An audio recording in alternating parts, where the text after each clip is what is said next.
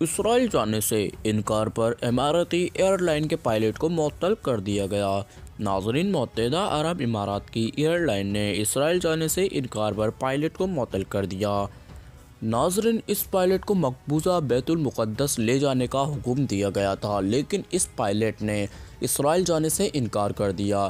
Tunis से ताल्लुक़ रखने वाले इमाराती एयरलाइन के पायलट मूनम साहिब अल-तिबा ने समाजी राब्ते की साइट फेसबुक पर अपनी पोस्ट में कहा कि मुझे अपने फ़ैसले पर पछतावा नहीं है और सिर्फ अल्लाह ही मेरा मददगार है। मुकामी मीडिया से गुफ्तगू में इनका कहना था कि मुअत्तली के बाद इंज़िबाती कमेटी के सामने पेश होना है, जबकि एयरलाइन इंतज़ामिया के दबाव के बाइस उन्होंने अपना फेसबुक अकाउंट भी बंद कर दिया था।